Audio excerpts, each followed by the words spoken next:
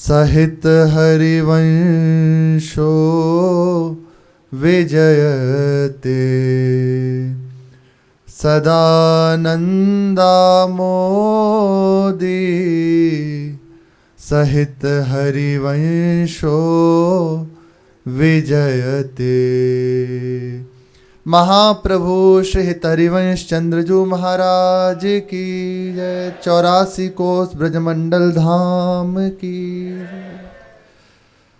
प्रसंग चल रहा है श्री बलदाऊ जी में यात्रा पहुंची।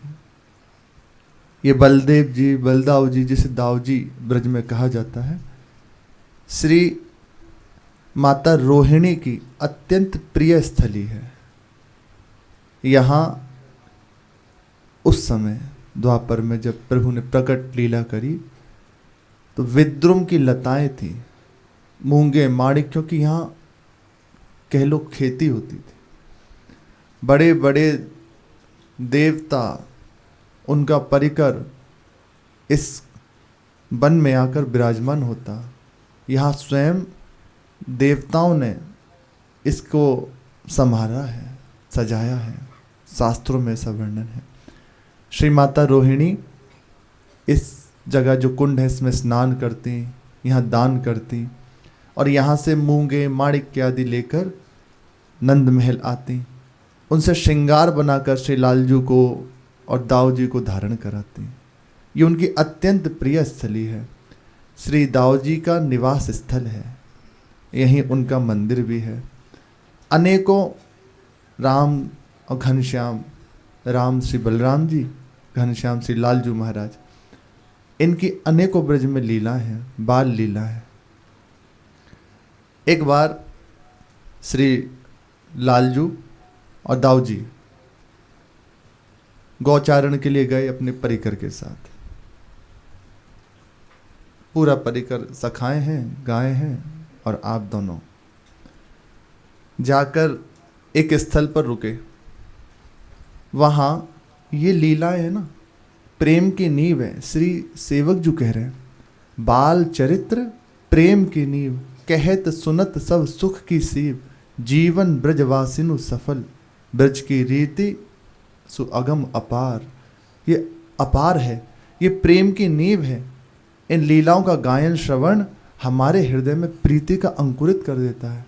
सहज में लीलाओं का चिंतन हृदय में प्रिया प्रीतम के प्रति आसक्ति प्रदान कर देगा। इन लीलाओं का श्रवण है करने से हृदय में श्यामा श्याम के प्रति रति जागृत हो जाएगी।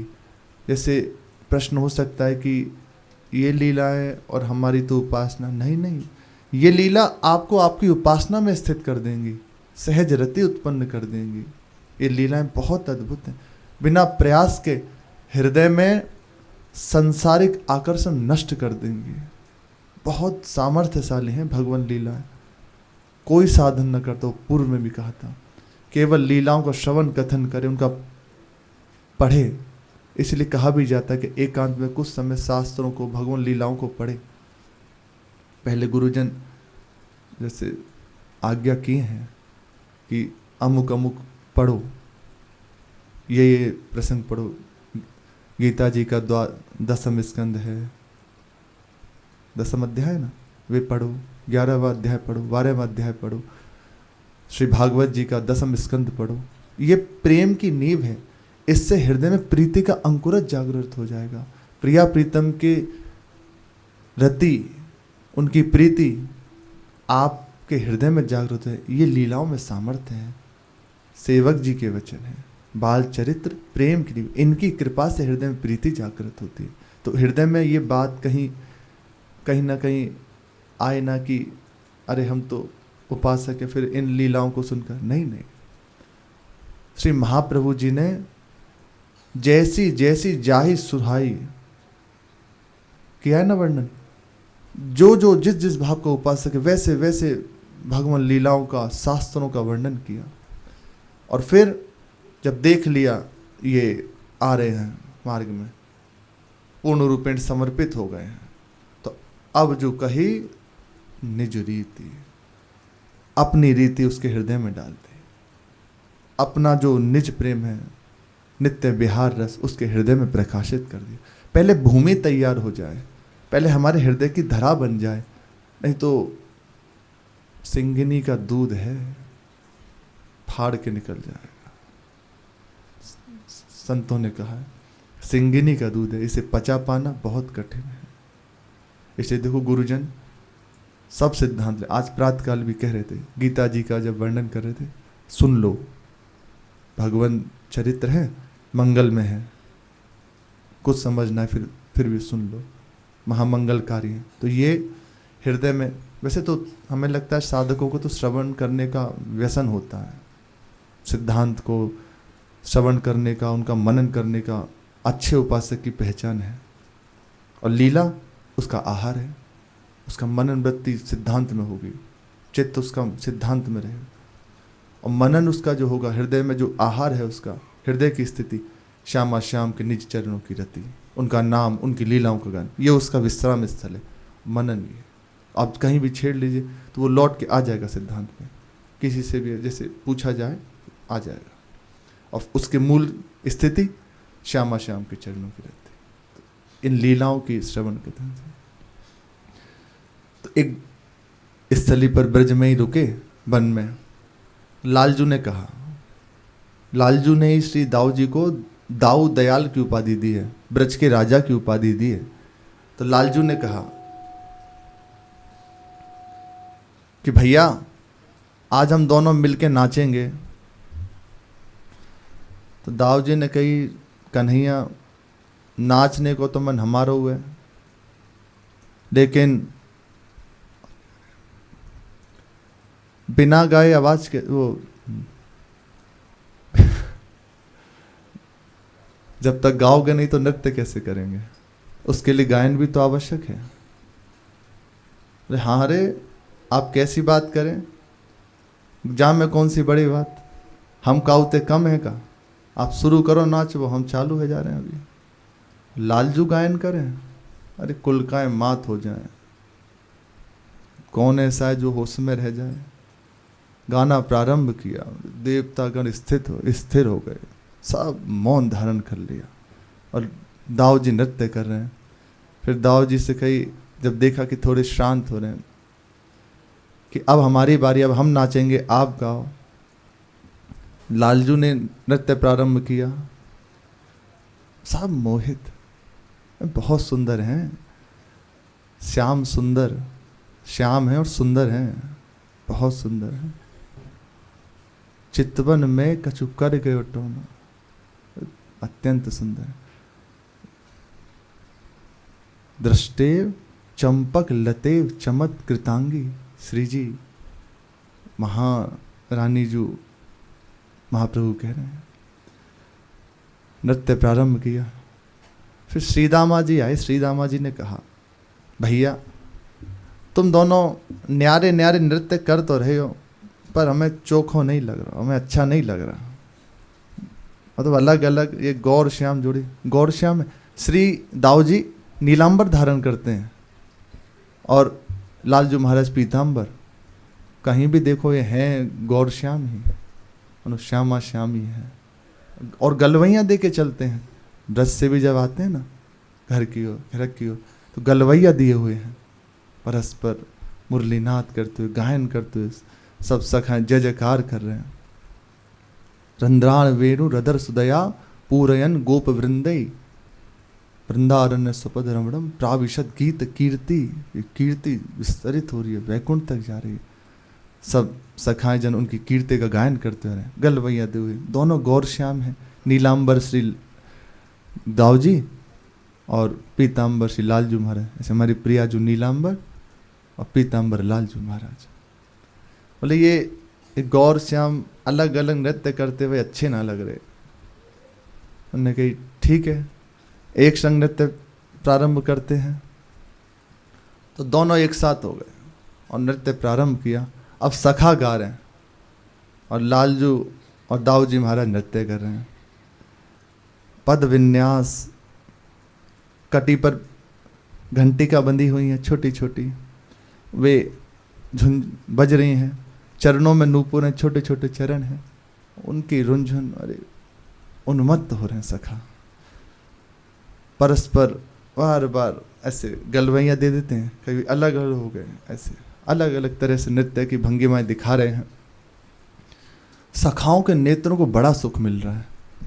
देवताओं में देवता आकाश मंडल में विराजमान है, सब परस्पर वार्ता कर रहे हैं, उनकी प्रशंसा कर रहे हैं।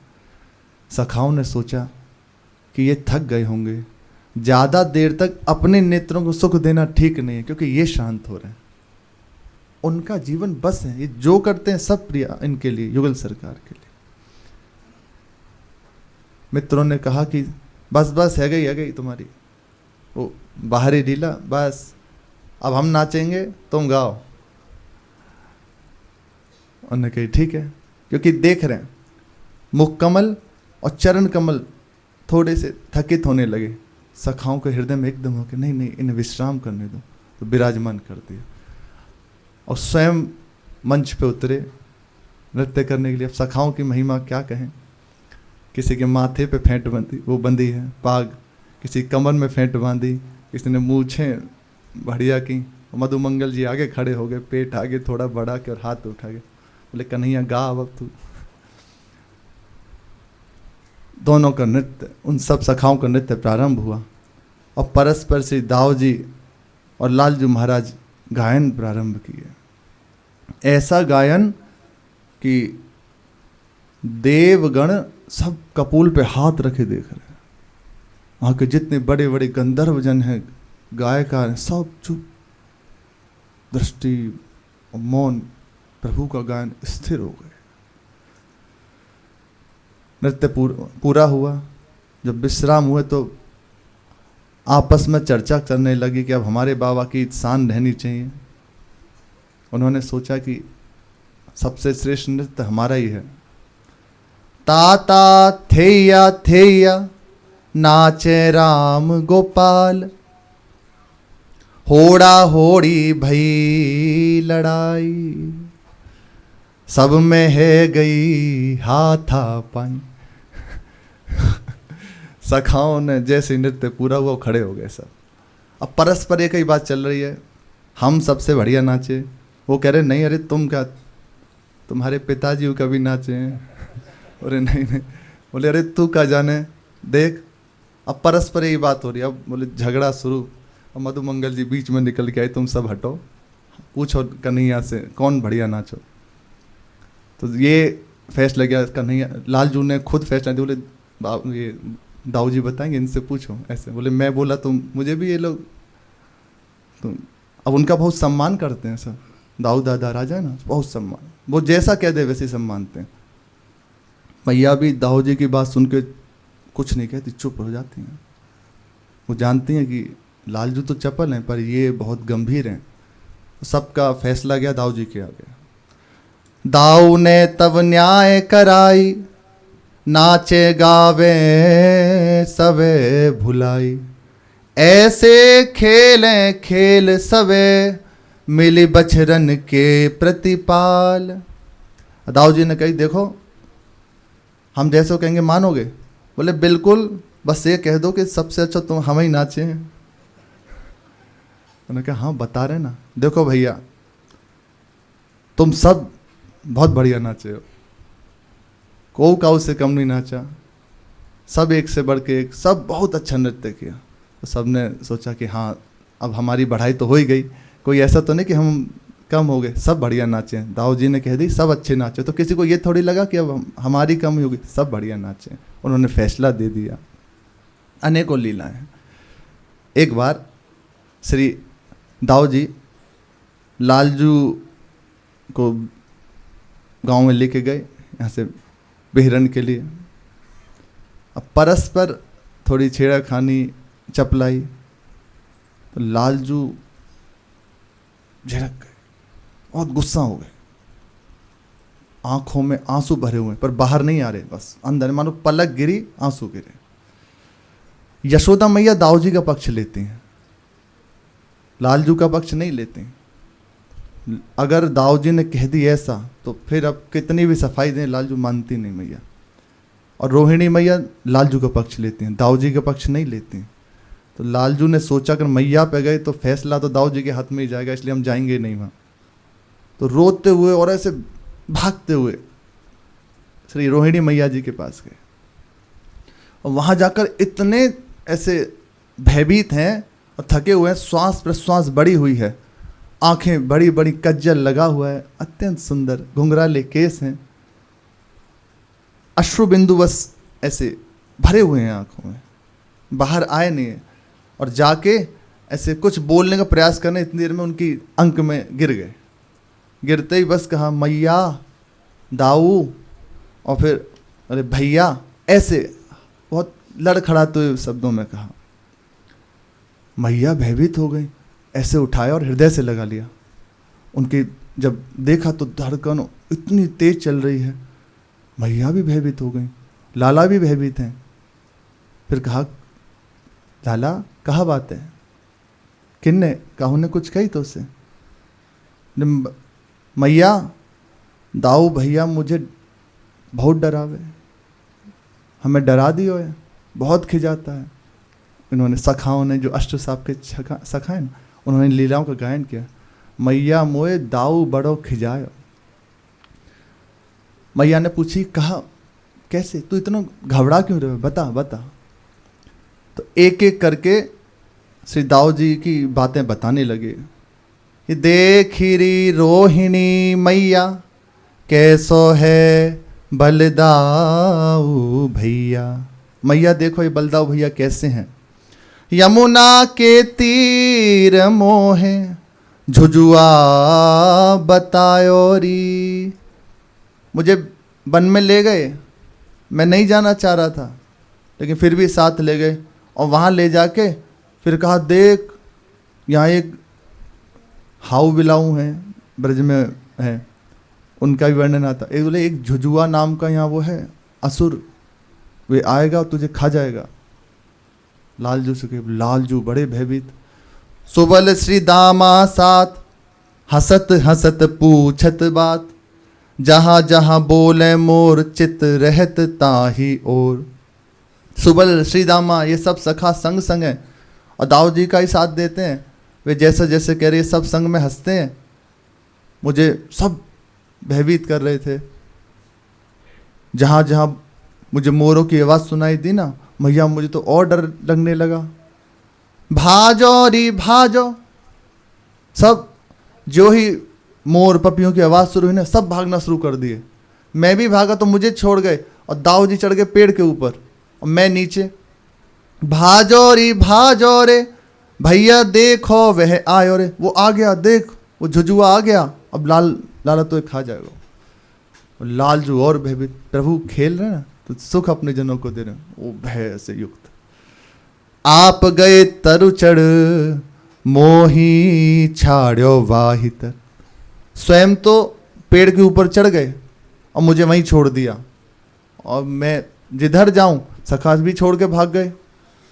धक धक छाती करे दौड़ो घर आयो री। मेरा हृदय इतना घबरा रहा है, मैया देखो दौड़ तो जन कैसे वैसे बच के घर पे आया हूँ। अब आप भी कुछ करो, क्योंकि दाऊ जी मुझे रोज परेशान करते हैं। मैया कह रही है कोई बात ना, तुम आने दो दाऊ को, तू देख अब बाकी संग कभी खेलने मत जाइयो, अभी मैं ऐसी कुछ व्यवस्था करूं। तो मैया ने तुरंत ब्राह्मणों को बुलाया, गाय बुलाई, और लालजू से कहा इसको पूंछ छुई, और वे दान करी, कुछ और दान किया, और कहा देख अब तुझे कोई भी ये झुझुआ नहीं छुएगा, पर तू अब बाकी संग खेलने मत जाइयो। वारी रे वारी मेरो हियो भर आयो री। परमानंद रानी द्विज बुलाए, वेद मंत्र पढ़ाए। बछिया की पूंछ गई हाथ ही दिवायोरी। छुपाया और जो ब्राह्मण जन आए थे उन्हें दान कर दी। मैया ने कहा तुम चिंता मत कर, अब कोई तुझे भयभीत नहीं कर सकता, बस तू अब दाऊ के संग खेल में मत जाइयो। उन्होंने कहा बिल्कुल नहीं जाएंगे। लालजू और बताने लगे कि मैया तुम्हें और बताऊं? कि हाँ बता। मैं स्वयं तो जाना नहीं चाहता, लेकिन दाऊ भैया मुझे बहला के ले जाते हैं, बहुत प्रेम भरी बातें कर करके अपने साथ ले जाते हैं। मैं तो नहीं जाना चाहता हूँ और फिर भी मुझे संग ले जाते हैं। मैया निपट बुरो बल दाऊ, मैया ये बलदाऊ भैया बहुत बुरे हैं, शिकायत करें, छोटे से लालजू हैं। रोहिणी मैया शिकायत करें, और मैया रोहिणी जी बहुत प्यार करती हैं लालजू से, वो जैसे जैसे करे हाँ ऐसा ही है। कहत है बन बड़ो तमाशो, सब लड़का जुरी आओ। कहते हैं लाला चल, आज वन में एक तमाशा होगा, तू चल तो दिखाएंगे। मैं भूरा भारा संग में जैसी दाऊ जी ने कही, मैं सीधे से चलोगे उनके साथ। मोहू को पुचकार ले चले, सब सखाओं को बुलाया बुलाया, मुझे भी पुचकुरा कर बहला के संग में ले गए। जहां बहुत मन झाऊ, वहां लेकर गए और कहा यहाँ ही ते कहीं छाड़ी चले, सब काटी खाऊ रे खाऊ। और कहा लाला अब देखिए झाऊ आ रहा है, अब तुझे खा जाएगा। और स्वयं तो भाग गए वहां से सब, सखा और दाऊ जी बोले अब तो ये खाएगा। और लालजू भय से युक्त, मैया और तुम्हें क्या बताऊं, मेरे से कहते हैं मोह सो कहत मोल को लीनो, आप कहावत साऊ। मेरे से कहते हैं कि तू बाबा को लाला थोड़ी है, तो ये तो मोल में लियो गए हुए। मुझे ऐसे चिढ़ाते हैं सब। अच्छा ऐसी बात कहते हैं, आने दे बस, आज तो तू देख। अब मोह सो कहत मोल को लीनो, आप कहावत साऊ। परमानंद बलराम चवाई, तैसे ही मिले सखाऊ। लालजू कह रहे हैं भाई झाऊ नहीं खा जाए, ऐसे ही सखा मिल गए, ऐसे ही दाऊ दादा, और मुझे डराते हैं, मेरे से कहते हैं तू बाबा को लाला ना है। कहा मैया ऐसी बात है? अरे नहीं नहीं, बहुत चिढ़ाने के लिए कह रहे, आने दे भाई, देख मैं देखूंगी। ऐसी अनेकों लीलाएं जो प्रभु अपने जनों को सुख पहुंचा रहे हैं। ये परम भक्त हैं श्री, इनकी भक्ति में क्या कहें। स्वयं अखिल लोक चूड़ामणि अधीन होके जैसा जैसा मैया चाहती हैं वैसे वैसे उनके आंगन में खेल खेल रहे हैं। भगवान शंकरषण ही दाऊ जी के रूप में है ना, तो कैसे अधीनता, कैसी कृपा, बहुत पराक्रमशाली हैं। इनका विवाह श्री रेवती जी से हुआ। शास्त्रों में अलग अलग वर्णन है कल्प भेद के अनुसार। एक ही बात को कई तरह से वर्णन किया गया है, वो उसे कल्प भेद मानना चाहिए। है सब शास्त्र की बातें सत्य। सृष्टि की आदि की बात है। चक्षुष मनवंतर में चाक्षुष मनु हुए, उन्होंने एक विशाल यज्ञ किया। उस यज्ञ कुंड में श्री ज्योतिषमती नाम की एक कन्या उत्पन्न हुई। ये कन्या कोई और नहीं, ये नाग लक्ष्मी जी ही प्रकट हुई हैं, जो भगवान शंकर की प्रिया हैं। नाग लक्ष्मी जी ही इस रूप में ज्योतिषमती के नाम से प्रकट हुई हैं उस यज्ञ कुंड से। जिस समय उनकी अवस्था विवाह योग्य हुई तो पिता ने पूछा कि तुम ये सब साधारण थोड़े हैं, सब दिव्य हैं, किनसे विवाह करोगे, आप ही बताएं। तो उन्होंने बताया कि सृष्टि का सर्वाधिक बलवान पुरुष ही मेरा पति है। जब ऐसी बात कही तो उन्होंने कहा ठीक है। तो यहाँ जो पृथ्वी लोक में इधर तो दृष्टि ही नहीं दी उनके पिता ने। तत्काल देवराज का आवाहन किया और बुलाया उन्हें। वे सामने प्रकट हुए, उनसे कहा कि हमारी पुत्री विवाह योग्य हो गई है। उसने कहा है कि सबसे श्रेष्ठ सृष्टि के पुरुष से मेरा विवाह होगा, तो आपसे भी बलवान कोई है क्या? तो इंद्र ने कहा कि वायुदेव के सहयोग से मेरे सारे कार्य होते हैं, तो मेरे से बलवान वायुदेव। ये संक्षिप्त लीला है तो और विस्तार में। मेरे से बलवान निश्चित ही वायुदेव है। वायुदेव का आवाहन किया, वायुदेव सामने प्रकट हुए। उनसे पूछा, अब पूरी घटना उन्हें बताई। कि आपसे ही बलवान कोई और है क्या? अरे निश्चित है कि मेरे में अनंत शक्ति है, बहुत सामर्थ्य है, लेकिन मेरा प्रचंड वेग होने के साथ यहाँ के जो पर्वत हैं उनका कुछ बिगड़ता नहीं, वे अपनी जगह से हिलते नहीं। मेरा प्रचंड वेग उनका कुछ बिगाड़ नहीं पाता। इसलिए निश्चित है कि मुझसे भी बलवान पर्वत हैं। उन्होंने तत्काल पर्वतों का आह्वान किया, बड़े बड़े पर्वत प्रकट हो गए। उनसे जब बात कही तो उन्होंने भी बताया कि हमसे भी बलवान पृथ्वी है। पृथ्वी से जब पूछा गया तो पृथ्वी ने कहा कि पर्वत, नदी, समुद्र, वन, अखंड भूमंडल, ये जो कुछ भी है राई के समान अपने फण पर जो रखे हुए हैं भगवान शंकरसन, भगवान शेषनाग, उनसे बलवान कोई नहीं है। इनका संपूर्ण त्रिलोकी का पाप करने वाला क्यों ना हो, महान अघ करने वाला हो, समस्त सृष्टि का जिसे पाप लगा हो, तो इनके नामों का कीर्तन कर ले तो परम पद की उसे प्राप्ति हो जाती है। संकर्षण भगवान, भगवान ही है संकर्षण के रूप में। महान पात्र की भी परम पद का अधिकारी हो जाता है। देखो चित्ररथ, चित्रकेतु जी, उन्हें संकर्षण का मंत्र ही तो प्रदान किया नारद जी ने, और दिव्य विमान प्राप्त हुआ। त्रिभुवन में विचरण कर रहे हैं। भगवान शिव के धाम भी देखो जा रहे हैं, पर थोड़ी चूक हो गई। यदि संतों का सानिध्य होता तो वही महामंगलकारी हो जाता, थोड़ी चूक हो गई। फिर वही उन्हीं की कृपा से अगले जन्म में महान भक्त हुए, दैत्य रूप में प्रकट हो रहे हैं। लेकिन कैसी अद्भुत भक्ति, अद्भुत शरणागति। सामने वज्र है इंद्र का, मृत्यु स्वरूप, और स्तुति कर रहे हैं प्रभु की।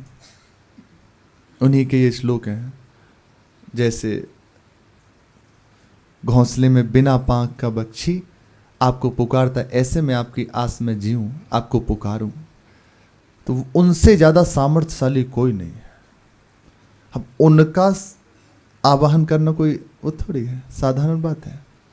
तो पिता ने आज्ञा करी कि जाओ तुम जाकर तप करो विंध्याचल गिरी पर्वत पर, विंध्याचल गिरी पे, वहां जाकर तप प्रारंभ करो और तप के द्वारा उन्हें प्राप्त करो। वे तुरंत वहां से प्रणाम किया अपने पिताश्री को और चली गई विंध्याचल गिरी पर। वहां जाकर बहुत समय तक बहुत कठोर तप में अपने जीवन को लगा दिया, बहुत कठोर तप, इतना तेज कि उनके तेज से त्रिभुवन भयभीत होने लगा। बड़े बड़े देवता प्रकट हो गए ज्योतिष्मती जी के सामने। सबसे पहले इंद्र प्रकट हुए और वो बोले, देवी संकर्षण जी के लिए व्यर्थ ही इतना आप परिश्रम कर रही हैं, इतना तप कर रही हैं। देखो मैं देवराज इंद्र हूं, सबसे श्रेष्ठ हूं, मेरा वर्ण कर लो। यमराज जी ने कहा, मुझसे विवाह करने पर पितृलोक में मेरी सबसे श्रेष्ठ प्रिया बन के रहिए। चलिए, ये परीक्षा है उनकी भगवान के ही द्वारा। जैसे माता पार्वती जी कर रही है ना तब भगवान शिव के लिए, ऐसे ही उनके परीक्षा के लिए आए हैं। कुबेर जी ने कहा, मेरा वर्ण कर लो, धनाभाव कभी नहीं रहेगा। अग्नि ने कहा, मुझ जैसा तेज कहीं नहीं है, किसी में नहीं है, मेरा ही वर्ण कर लीजिए।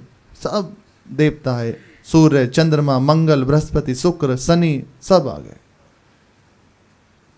क्रोध आ गया श्री ज्योतिष्मती जी को कि आप मेरे तप में विघ्न करने आए हैं। मैं प्रभु के लिए अपने जीवन को समर्पित किए हुए आप मुझे विचलित करना चाहते हैं। क्रोधित हो गई, सब चराचर भयभीत हो गया और श्राप दे दिया। शनि से कहा, जाओ तुम लंगड़े हो जाओ, काले हो जाओ, उन्हीं का श्राप है। काले तिल का तेल और उड़द आदि तुम स्वीकार करो, जाओ तुम स्त्री भाव को प्राप्त हो जाओ। बृहस्पति जी से कहा। बुध से कहा, तुम निष्फल हो जाओ, इस दिन जो भी कोई मंगल कार्य करेगा वे सब निष्फल हो जाएगा। मंगल से कहा, तुम बंदर मुख हो जाओ। ऐसे सबको श्राप दे दिया। यमराज जी से कहा तुम शक्तिशाली राक्षसों से पराजित हो जाओ। इंद्र से कहा तुम कपट पूर्वक मेरे निकट आए हो ना, संकर्षण के निंदक, जा तुम्हारी पत्नी का हरण हो जाएगा और स्वर्ग से तुझे भगा दिया जाएगा। और ऐसा ही हुआ। इंद्र ने भी श्राप दिया। उन्होंने कहा आप संकर्षण को प्राप्त तो कर लेंगी लेकिन पुत्रहीन रहेंगे। अब ये सब था ही, तत्काल ब्रह्मा जी प्रकट हो गए। ब्रह्मा जी ने कहा कि आप जिस लिए तप कर रहे हैं भगवान संकर्षण की प्राप्ति के लिए, यही वर चाहिए ना आपको, निश्चित आपको प्राप्त होंगे। वैवस्वत मनवंतर में 27वीं चतुर्युगी में भगवान संकर्षण प्रकट होंगे, उन्हीं से तुम्हारा वरण होगा, तब तक तुम्हें इंतजार करना पड़ेगा। उन्होंने कहा नहीं नहीं, मैं इतनी प्रतीक्षा नहीं कर सकती, मैं उनको बिना देखे जी नहीं सकती, तत्काल मुझे उनकी कृपा प्राप्त कराइए, नहीं तो मैं आपको भी श्राप दे दूंगी। ब्रह्मा जी घबरा गए। उन्होंने कहा ठीक है, जाओ तुम आनर्त देश के राजा रेवत की कन्या के रूप में प्रकट हो, वहीं इसी जन्म में तुम्हारा मनोरथ पूर्ण हो जाएगा। तो यहाँ भी बात वही हो गई। जब ब्रह्मलोक गए यहाँ से महाराज रेवत और रेवती जी सांगी थी, कुछ ही क्षण में बस ऐसे वहाँ नृत्य गान हो रहा था प्रभु की लीलाओं का, तो कुछ क्षण रुके, इतने ही क्षण में यहाँ 27 चतुर्युगी बीत गई, सब नष्ट हो गया। भगवान संकर्षण और भगवान श्री कृष्ण विराजमान थे यहाँ द्वापर में। जब उनसे पूछा कि इनका पति कौन होगा, बोले तुम्हारे तो सब नष्ट हो गए, जो तुमने देखे हैं वर सब नष्ट हो गए। अरे तुम्हारा राज्य, तुम्हारे पुत्र पौत्र सब का वंश नष्ट हो गया। इस समय 27वीं चतुर्युगी चल रही है, जाओ वहाँ जाकर भगवान संकर्षण को, भगवान बलराम जी को इनका विवाह कर दो, उन्हीं के लिए इनका प्राकट है। ये मूल में नागलक्ष्मी जी हैं। यहाँ से गए, जो ही गए वहाँ जाकर ब्रह्मा जी ने भेजा ही, ना धन है ना कुछ है, अब विवाह कैसे करें। तो केवल श्री महाराज रेवत और रेवती जी ये आए भगवान शंकर से।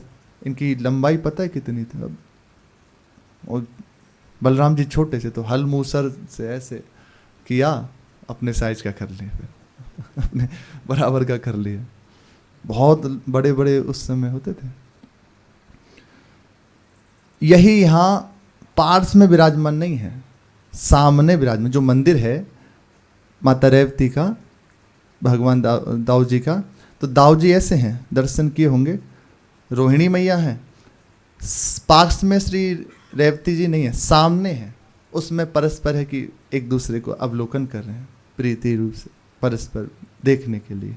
ये है जो ब्रज में हुरंगा होता है ना दाऊद दादा का, जैसे बरसाने में होरी, तो होरी के बाद में विवाह उत्सव है, तो ऐसे ही संपूर्ण ब्रज की होरी होने के बाद दाऊ जी में हुरंगा होता है। लठ मार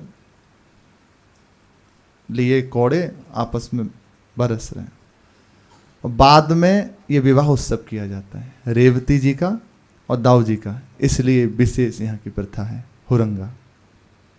लीलाएं तो हैं पर समय नहीं है। ये हुरंगा इसीलिए यहाँ बनाया जाता है, श्री दाऊ जी का विवाह उत्सव के कारण हुरंगा।